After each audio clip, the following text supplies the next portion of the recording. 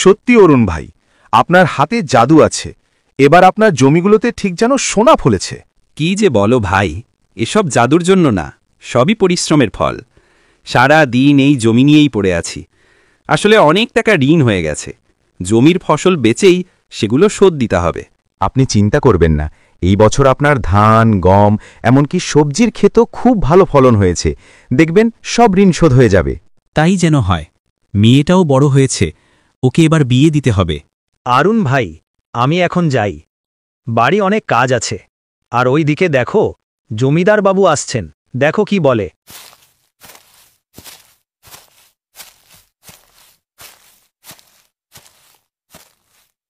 দেখছিস কালু, অরুণ কি সুন্দর ফসল ফলিয়েছে। এই যে অরুণ, কি খবর তোমার? আজকাল তো তোমার দেখাই পাওয়া যায় না। আরে মহাজন, আপনি এখানে কি করবে? তুমি তো আর ওস্তাদকে দেখা দাও না, তাই তো তিনি নিজে এখানে চলে এলেন। তা কবে টাকাগুলো শোধ করবে বলো দেখি? আমাকে ক্ষমা করে দিন মহাজন, খেতে খামারের কাজ এত বেড়ে গেছে, টাকা নিয়ে আপনি একদম চিন্তা করবেন না। আপনাদের আশীর্বাদে এবছর খুব ভালো ফসল হয়েছে। হ্যাঁ, তা তো দেখতেই পাচ্ছি। ফসল তোলা হলেই আমি সব টাকা শোধ করে দেব, আর মাত্র কয়েকটা দিন সময় দিন। বেশ, তাই দিলাম, তবে কথার জন্য নড়চড় না হয়। চল কালু।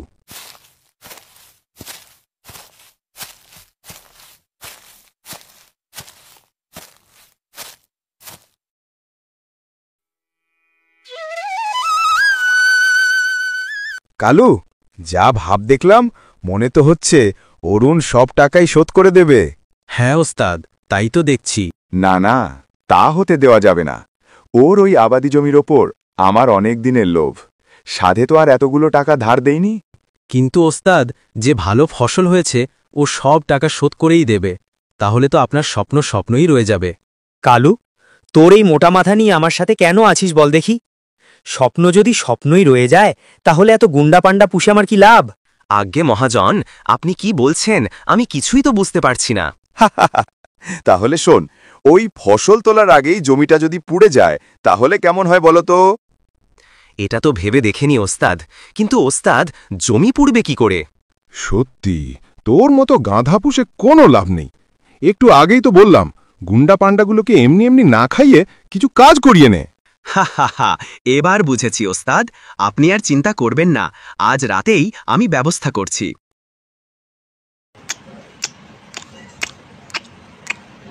মা, আজকের মাছটা খুব বেশি মজা হয়েছে, তাই না বাবা? হ্যাঁ মা, সত্যি তোর মায়ের হাতের রান্নার কোনো জবাব নেই। হয়েছে হয়েছে, তোমাদের আর আমার রান্নার প্রশংসা করতে হবে না। কে জানে কদিন কপালে এই মাছ ভাত লেখা আছে। এমন কথা বলছো কেন মা? তাছাড়া আর কি বলবো, তোর বাবা তো মহাজনের থেকে এক গাদা টাকা ধার নিয়ে রেখেছে, তাও আবার সব জমি জমা বন্ধক রেখে। ওপরওয়ালা জানেন কি আছে কপালে। আরে দূর, ওসব নিয়ে তুমি চিন্তা করো না তো। এবার যা ভালো ফসল হয়েছে সেসব বিক্রি করলেই তার অর্ধেক টাকাতেই মহাজনের সব টাকা শোধ হয়ে যাবে। তাই যদি হয়, তাহলে বাকি টাকা দিয়ে এবার মেয়ের জন্য কিছু গয়না বানিয়ে রেখো। আমরা গরিব মানুষ, সোনার যা দাম, আজ হোক কাল হোক মেয়েকে তো বিয়ে দিতে হবে। ভালো কথা বলেছ মনার মা। দেখি, আগে মহাজনের টাকাটা তো শোধ হোক, তারপর ওসব দেখা যাবে। মা, শুধু শুধু বাবাকে চিন্তা দিচ্ছ কেন বলো তো? বিয়ে তো দূরের কথা, আমি তোমাদের ছেড়ে কোথাও যাব না। পাগলি মেয়ে আমার, তোকে বিয়ে দিতে না পারলে আমি যে মরেও শান্তি পাব না মা। তোমরা যে কি সব বলো। আমার খাওয়া হয়ে গেছে, আমি উঠলাম। আমাকেও উঠতে হবে, বিকেলে একবার বাজারে যেতে হবে। সে কি, এই অবেলায় বাজারে কি কাজ তোমার? আর কি কাজ, বাজার থেকে জমির জন্য কিছু সার কিনতে হবে। আচ্ছা বেশ, যাও।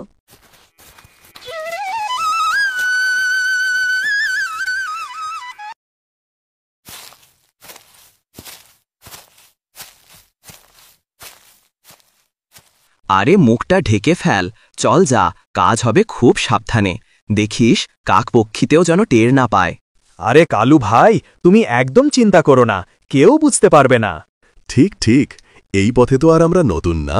কি রে ছোট, তাই না? হ্যাঁ ভাই, তবে কালু ভাই, তুমি কিন্তু বিষয়টা মাথায় রেখো। আমাদের যে জমিটা মহাজনের কাছে বন্ধক আছে, সেটা যেন মহাজন ছাড়িয়ে দেয়। হা হা হা, ও নিয়ে একদম চিন্তা করিস না। নে, এবার কাজে লেগে পড় দেখি, আমি চললাম। চল এখন কাজে লেগে পড়ি, আর মুখে কিছু বাঁধতে হবে না।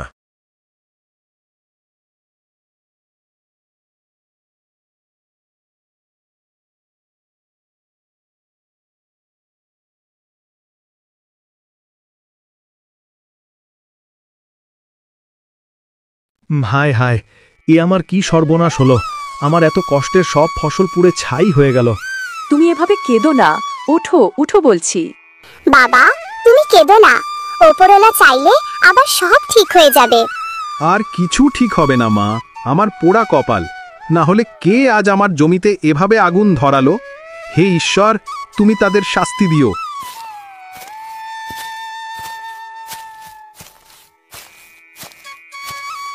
আহারে, দেখিও কষ্ট হচ্ছে।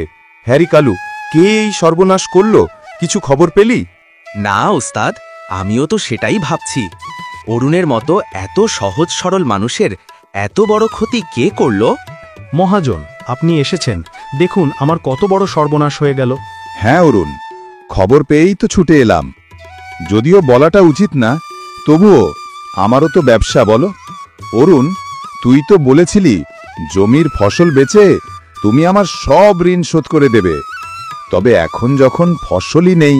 ঠিকই তো, ফসলই যখন নেই তখন তার টাকা শোধ করা সম্ভব না। তাই শর্ত মোতাবেক এই সব জমি তো এখন আপনার ওস্তাদ। এ তুমি কি বলছো কালু ভাই? না মহাজন সাহেব, আমার এত বড় ক্ষতি আপনি করবেন না। শুনলেন তো, আমার মূলার ক্ষেত এখনো একদম ঠিক আছে। আমি না হয় এত ফসল নষ্ট হয়ে গেল, আর তুমি কি না ওই মূলা বেচে মহাজনের টাকা শোধ করবে? এভাবে হেসো না কালু ভাই, আমি তো একটা সুযোগ চাচ্ছি মাত্র। দিন ওস্তাদ, এত করে যখন বলছে আরেকটা সপ্তাহ বেচারাকে সময় দিন। কথায় আছে, হাতি ঘোড়া গেল তল, মশা বলে কত জল। হা হা হা। বেশ, দিলাম। তবে মনে রেখো, এটাই তোমার শেষ সুযোগ। ওই অতটুকু জমিতে মূলা হয়েছে, তা বেচে তুমি কি করে অত টাকা শোধ করবে? সৃষ্টিকর্তা, এ তুমি আজ আমাদের কোন বিপদে ফেললে? এছাড়া যে আমার হাতে আর কোনো উপায় নেই মোনার মা। চোখের সামনে বাপদাদার এত সম্পত্তি হাতছাড়া হয়ে যাবে, এই যে আমি কিছুতেই মেনে নিতে পারছি না। বাবা, তুমি কেঁদো না। ওপরওয়ালা চাইলে আবার সব ঠিক হয়ে যাবে। না মা, এখন আর আমার গলা দিয়ে কিছু নামবে না। তার চেয়ে বরং তোরা খেয়ে নে। এ তুমি কেমন কথা বলছো? তুমি না খেলে আমরা কি করে খাবো? শোনো, শক্ত হও, নইলে যে আমাদের যা আছে তাও সব হাতছাড়া হয়ে যাবে। হ্যাঁ বাবা, ঈশ্বরের ইচ্ছা ছাড়া এই দুনিয়ায় একটা পাতাও নড়ে না। আমরা তো কারো কখনো কোনো ক্ষতি করিনি। দেখবে আমাদের সব বিপদ কেটে যাবে। চলো এবার রান্নাঘরে, খেতে হবে। আমি ভাবছিলাম আজ থেকে প্রতি রাতে আমাদের জমিটা পাহারা দেব, যদি কেউ আবার ফসল নষ্ট করে দেয়। তুমি কি বলো? হ্যাঁ, বাবা ঠিকই বলেছে। ঠিক আছে।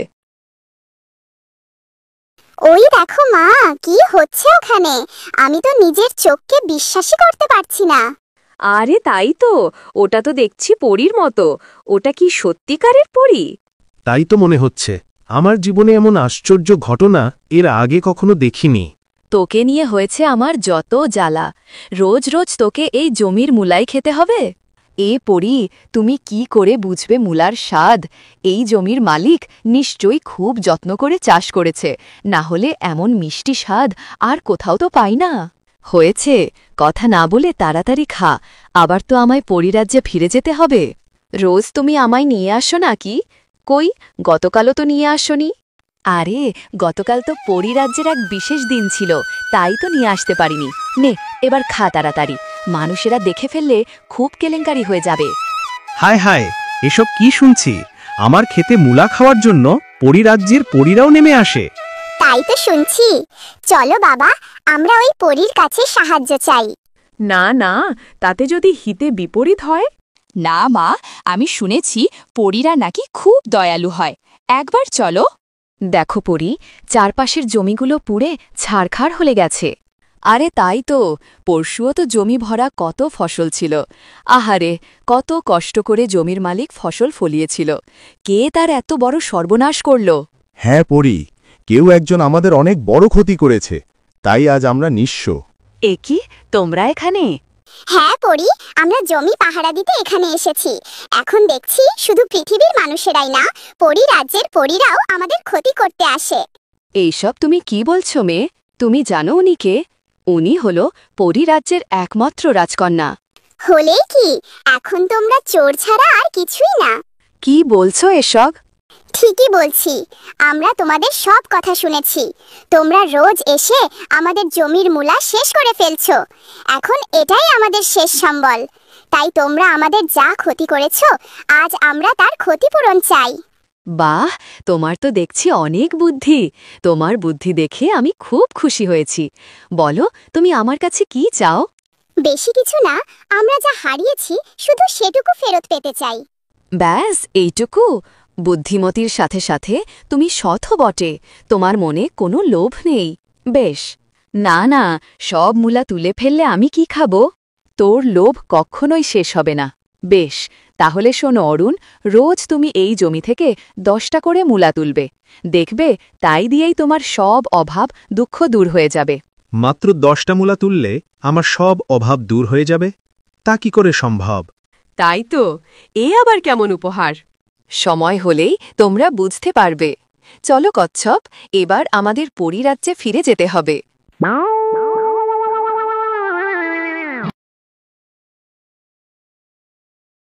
কালকে যা দেখলাম, সব কি সত্যি নাকি আমাদের স্বপ্ন? আমিও তো কিছুই বুঝতে পারছি না। পরি তো বলেছিল প্রতিদিন মাত্র 10টা করে মূলা তুললেই নাকি আমাদের সব অভাব দূর হয়ে যাবে।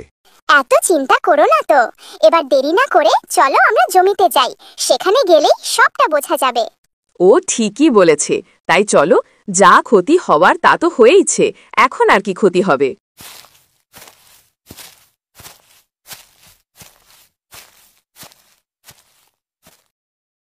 নে মা, ঈশ্বরের নাম করে গুনে গুনে তুই 10টা মূলা তুলে ফেল। আমি? হ্যাঁ মা, পরি তো তোকেই উপহারটা দিয়েছে, তাই তুইই তোল। হ্যাঁ মা, দেরি না করে তুলে খালো। আচ্ছা বেশ, তোমরা যখন বলছো আমিই তুলছি। হে ঈশ্বর, এবার আমাদের সুদিন দেখিও।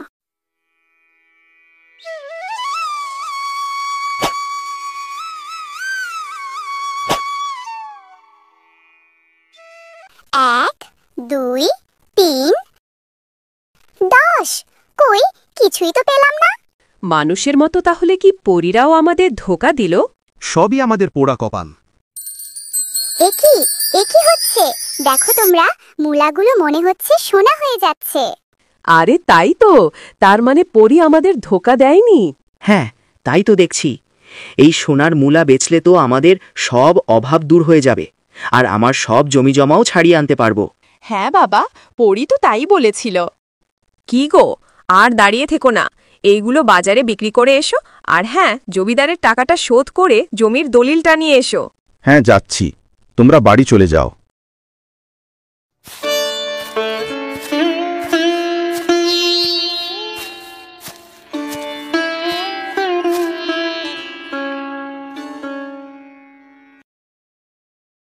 বলো কি অরুণ, এক রাতের মধ্যে এত টাকা তুমি কোথায় পেলে?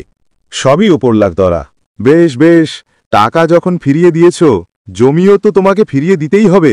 এই ধরো তোমার জমির কাগজ। অনেক ধন্যবাদ মহাজন, আমি তাহলে আসি। কালু, কি হলো ব্যাপারটা? রাতারাতি অরুণ কি এমন গুপ্তধন পেল বলো তো? আজ্ঞে ওস্তাদ, আমিও তো সেটাই ভাবছি। শুধু ভাবলে তো হবে না, খোঁজ লাগা। আমাকেও তো জানতে হবে কি সেই গুপ্তধন যার প্রভাবে অরুণটা রাতারাতি বড়লোক হয়ে গেল। ব্যাটা দিনকে দিন আমাকেও ছাড়িয়ে যাচ্ছে। না না, আমি কিছুতেই হতে দেব না। ওস্তাদ, আমি তো খোঁজ লাগিয়েছি, কিন্তু কিছুই তো জানতে পারছি না। কি বললি? তোকে আমি আরেকটা দিন দিচ্ছি, যদি খবরটা না আনতে পারিস তাহলে কিন্তু।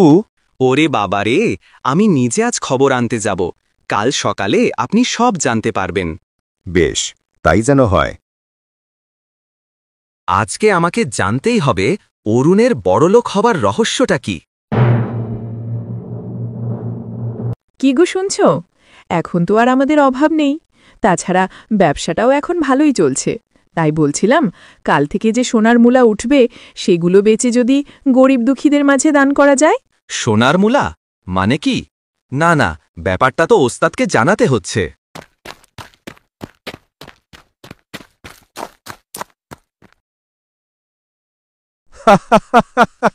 তাহলে এই হলো আসল কথা। বেশ, তাহলে আমি আজ নিজে যাব ওই জমিতে। আমিও দেখব ওই সোনার মূলাগুলো আমি ছাড়া কে পায়। চল চল আমার সাথে।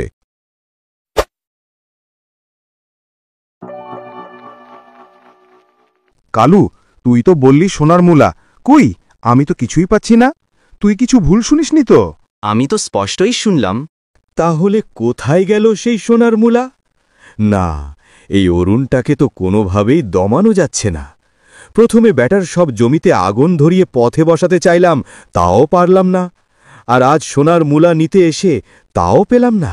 ওই দেখো পরি, তার মানে এই শয়তানেরাই ওই ভালো কৃষক অরুণের জমিতে আগুন ধরিয়েছিল। হ্যাঁ, কচ্ছপ তাই তো শুনছি। না না, এদেরকে তো এত সহজে পার পেতে দেওয়া যাবে না। আজ ওদের আচ্ছা শিক্ষা দিতে হবে। ওরে বাবা, মরে গেলাম, দয়া করে আগুন নিভিয়ে দাও। না, এই আগুন নিভে না। এই আগুন তখনই নিভবে যখন অরুণ আর তার পরিবারের লোকেরা তোদের ক্ষমা করে দেবে। আর তাই দৌড়া, তাদের কাছে গিয়ে ক্ষমা চা। ওরে বাবা, কালু দৌড়া, বাঁচাও, অরুণ বাঁচাও। এ কি? কালু ভাই আর মহাজন, আপনারা এখানে? আর আপনাদের গায়ে এমন আগুন ধরল কি করে? আমি ধরিয়েছি এই আগুন। কিন্তু কেন, পরিরাজকন্যা? কারণ এটাই ওদের মোক্ষম শাস্তি। কি হলো, সত্যিটা বলো এবার। হ্যাঁ অরুণ, এটাই আমার পাপের শাস্তি। লোভে পড়ে আমি তোমার জমিতে আগুন ধরিয়েছিলাম। হ্যাঁ অরুণ ভাই, এই পাপে মহাজানের সাথে আমিও ছিলাম। আমাদের তুমি ক্ষমা করে দাও, নইলে এই আগুন কখনোই নিববে না। আহারে, ওদের তুমি ছেড়ে দাও পড়ি। আমার জমির চেয়ে ওদের জীবনের দাম অনেক বেশি। বেশ, তুমি যখন বলছো আমি ওদের ছেড়ে দিচ্ছি। এবার আমি আসি।